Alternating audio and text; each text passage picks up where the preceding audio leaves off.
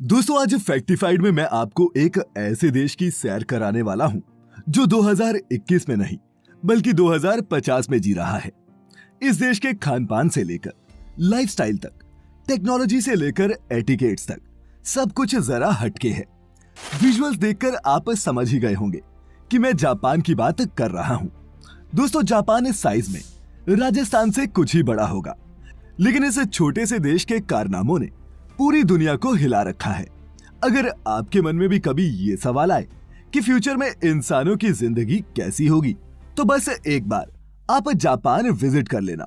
आज की इस वीडियो में मैं बताऊंगा आपको जापान से जुड़े 12 ऐसे फैक्ट्स जिनके बारे में जानकर आपको लगेगा कि आप अभी भी स्टोन एज में जी रहे हैं। तो चलिए शुरू करते हैं। Factified. Facts on your face. Bullet train. दोस्तों आपने वो कहावत तो सुनी ही होगी कि टाइम इज मनी। अब इस कहावत को कोई फॉलो करता हो या नहीं, लेकिन जापान इसे बहुत सीरियसली लेता है। इसीलिए तो जापान का ट्रांसपोर्ट सिस्टम दुनिया के बेस्ट ट्रांसपोर्ट सिस्टम में से एक है। अगर आप जापान में हैं, तो आपको ना तो घंटों बस का इंतजार करना पड़ेगा और ना ही ट्रैवलिंग में आपका टाइम वेस्ट होगा, क्योंकि जापान के पास बुलेट ट्रेन का ऐसा नेटवर्क है 240 से 320 किलोमीटर प्रति घंटे की रफ्तार से दौड़ती हैं। इसे यहाँ की लोकल भाषा में शिनकानसेन कहते हैं। जापान की ये ट्रेन हाईटेक फैसिलिटीज से लैस है। अब इस ट्रेन की सीटिंग को ही देख लीजिए। इन चेयर्स को आप आराम से मूव कर सकते हैं।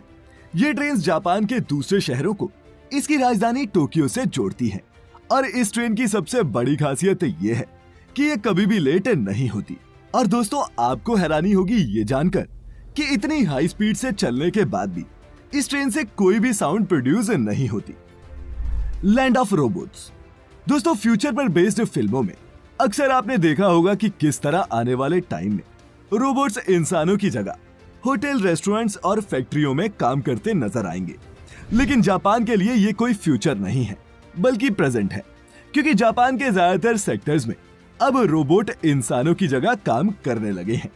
फिर चाहे किसी होटल में रिसेप्शनिस्ट के तौर पर हो या फिर रेस्टोरेंट में वेटर की नौकरी, आपको यहाँ हर जगह रोबोट्स नजर आएंगे। मेडिकल और स्पेस सेक्टर में भी रोबोट्स ने अब काम करना शुरू कर दिया है। कोविड-19 के दौरान जापान के हॉस्पिटल्स में पेशेंट्स की देखभाल के लिए रोबोट स्टाफ भी रखा गया था, जो मरीजों के रूटीन चेकअप से लेकर उनकी देखभाल सब करता था। यही नहीं, जापान स्पेस में भी अपने रोबोट्स भेज चुका है। साल 2013 में ही जापान ने अपना पहला रोबोट एस्ट्रोनॉट स्पेस में भेज दिया था, जिसका नाम किरोबो था। भूकंप के दौरान भी लोगों को ढूंढने और उनकी जान बचाने के लिए जापान में रोबोट्स का बहुत इस्तेमाल किया जाता है। No fat Japanese. दोस्तों क्या ये हैरानी की बात नहीं कि भारी भरकम सुमो रेसलर्स वाले इस देश के लोग बहुत ही स्लिम ट्रिम होते हैं। पर क्या आप जानते हैं कि इसका कारण क्या है? क्यों जापान के लोग इतने पतले होते हैं? तो इसकी वजह है जापान का खाना और खाने के नियम। दरअसल जापानी लोगों की डाइट वेस्टर्न डाइट से बिल्कुल अलग होती है। यहाँ के लोग तला भुना या फिर ऑयली खाना पसंद नहीं करते और ना ही इनकी डाइट में कोई डेयरी प्रोडक्ट शामिल है। यही नहीं, चिकन, मटन और बीफ की जगह यहाँ सी फूड ज्यादा खाया जाता है, जिसमें प्रोटीन और ओमेगा 3 फैटी एसिड्स अच्छी मात्रा में होते हैं। जापानी सरकार ने तो अपने सरकारी कर्मचारियों के लिए कानून भी बना रखे हैं। जापान के मेटाबो लॉ के मुताबिक 40 साल से ज्यादा उम्र के पुरुषों की कमर 33.5 इंच से ज्यादा और औरतों की 35.4 इंच से ज्यादा नहीं होनी चाहिए। और ये स्केल यहाँ के सरकारी कर्मचारियों का मोटापा कंट्रोल में रखने के लिए रखा गया है। और दोस्तों जापान से unique secret for a longer and happy life उनके लाइफस्टाइल में ही छिपा है। उनके इस वे ऑफ लिविंग को बारीकी से समझने के लिए आप सुन सकते हैं कुकू एफएम पर इकिगाई नाम की ये लाइफ ट्रांसफॉर्मिंग ऑडियो बुक, जो आपको मदद करेगी इन फिगरिंग आउट कि लाइफ को पॉजिटिवली कैसे जिया जाए। कुकू एफएम पर ऐसी और भी बहुत सी लाइफ चेंजिंग ऑडियो बुक्स और पॉडकास्ट हैं, जिनका प्रीमियम एक्सेस आपके 1 महीने के मोबाइल रिचार्ज से भी सस्ता है। लेकिन फिर भी अगर आप हमारा कूपन कोड इस्तेमाल करके कुकू एफएम का प्रीमियम सब्सक्रिप्शन लेते हैं, तो आपको 20% का सीधा डिस्काउंट मिल जाएगा। और अगर आप यही सब्सक्रिप्शन 17 से 19 सितंबर के बीच लेते हैं, तो आपको मिल सकता है 50% का डिस्काउंट। दोस्तों सारी डिटेल्स आपको डिस्क्रिप्शन बॉक्स में मिल जाएंगी। Hi-tech toilets. आपके साथ कभी हुआ है कि आप किसी टॉयलेट में गए हो और उसकी हाईफाई टेक्नोलॉजी और क्लीनिंग को देखकर चौंक गए हो? अब हमारे देश में ये अभी होना तो मुश्किल है, लेकिन अगर आप जापान में हैं तो यकीनन आपके साथ ऐसा हो सकता है। जापान जाने वाले टूरिस्ट यहाँ के टॉयलेट से काफी इंप्रेस हो जाते हैं, और वो इसलिए क्योंकि जापान जैसे मॉडर्न टेक्नोलॉजी वाले टॉयलेट्स आपको किसी भी और देश में देखने को नहीं मिलते। इन टॉयलेट्स में क्लीनिंग फैसिलिटी के साथ साथ seat heater, blood pressure, weight और यूरिन चेकर फैसिलिटी तक मौजूद होती है। इसके अलावा जापानी महिलाएं काफी शर्मीली होती हैं, जो फ्लश साउंड को कवर करते हैं।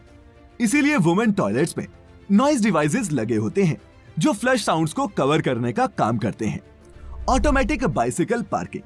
दोस्तों जापान में जितने लोग नहीं हैं, उससे कहीं ज्यादा साइकिल्स हैं, और एक एस्टिमेट के मुताबिक यहाँ 8 करोड़ से भी ज्यादा साइकिल्स हैं।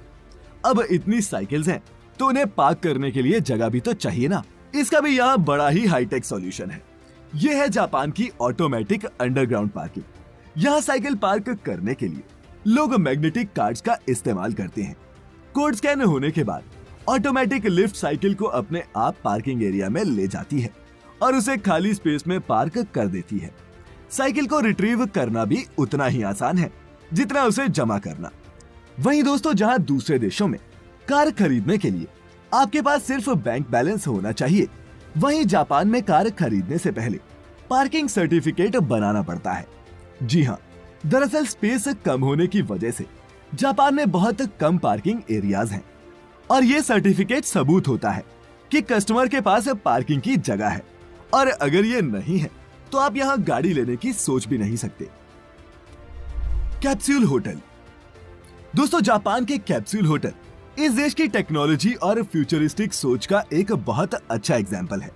ट्रेन मिस हो जाए, या फिर किसी महंगे होटल में रहने के पैसे ना हो, या फिर सिर्फ कुछ घंटे झपकी मारने का ही मन हो, जापान में हो तो इन कैप्सूल होटल में जरूर जाएं।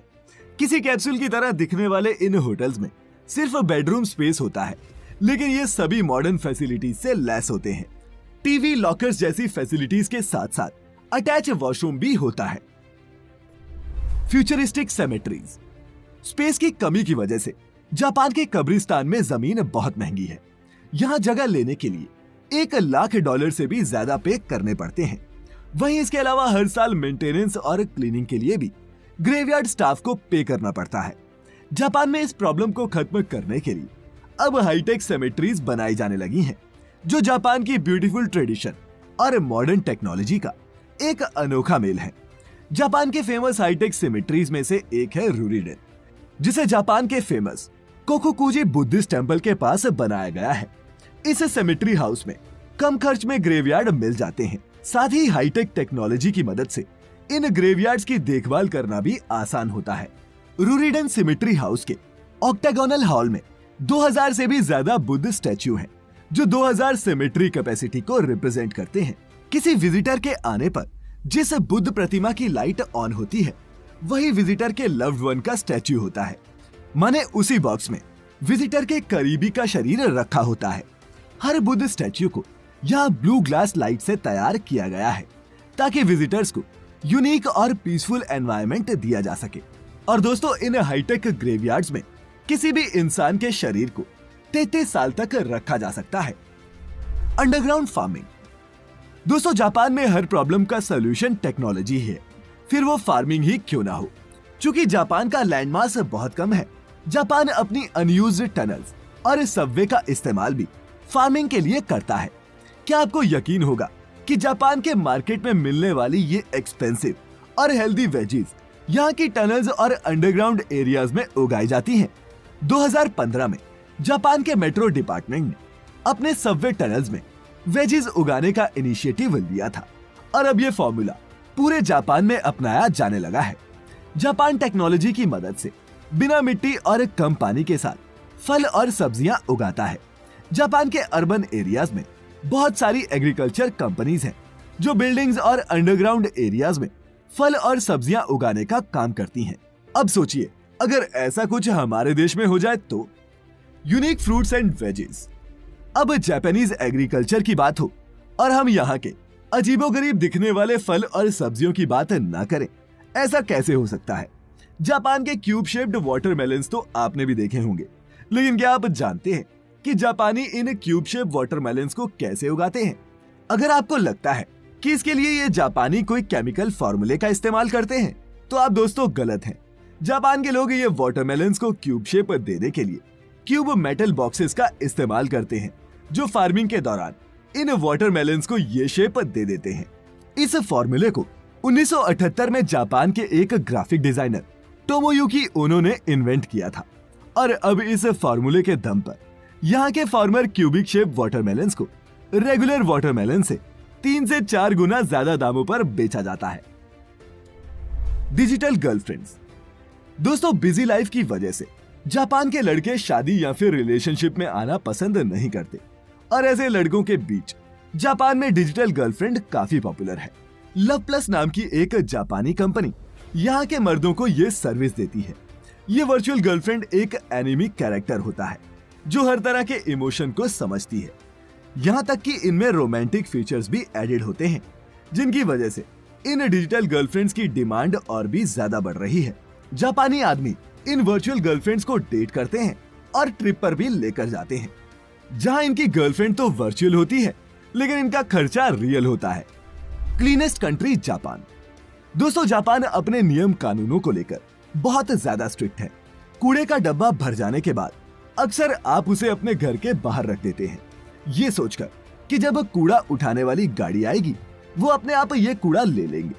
लेकिन जापान में ऐसा करना जुर्म है। जापान में आप गाड़ी के आने से पहले कूड़ा बाहर नहीं रख सकते। अगर कोई ऐसा करता है तो उसे फाइन भरना ही पड़ता है। इसके अलावा साफ सफाई की अहमियत बचपन से ही स्कूलों में किसी सब्जेक्ट की तरह पढ़ाई जाती है। आपको जानकर हैरानी होगी कि जापान के स्कूल्स की सफाई कोई सफाई कर्मचारी नहीं, बल्कि यहाँ पढ़ने वाले बच्चे खुद करते हैं। Futuristic museum.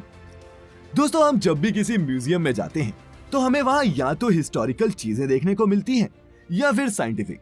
लेकिन क्या हो अगर आप किसी म्यूजियम में जाएं और आपको वहाँ हिस्ट्री नहीं बल्कि फ्यूचर की दुनिया देखने को मिले।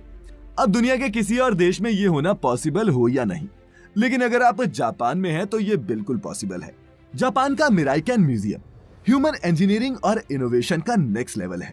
इस म्यूजियम में ह्यूमन स्टाफ से कहीं ज्यादा रोबोट स्टाफ है और यहाँ एंट्री गेट पर मौजूद गार्ड से लेकर टूर गाइड तक सब रोबोट हैं। म्यूजियम में हर सर्विस मशीनों के जरिए ही ऑपरेट होती है। म्यूजियम में लेटेस्ट जापानीज इनोवेशन से लेकर वर्ल्ड साइंस के इनक्रेडिबल रिसर्च तक सबके सब शोकेस किए गए हैं। दोस्तों, ये सब देखकर क्या आपको नहीं लगता कि ये देश 2021 में नहीं बल्कि 2050 में जी रहा है? आप क्या सोचते हैं? नीचे कमेंट्स में हमारे साथ जरूर शेयर करें। मैं फिर लेकर आऊंगा ऐसी ही एक और मजेदार और इंफॉर्मेटिव वीडियो। तब तक खुश रहें, अपना अपने चाहने वालों का ख्याल रखें और वीडियो पूरी देखने के लिए आपका बहुत बहुत शुक्रिया।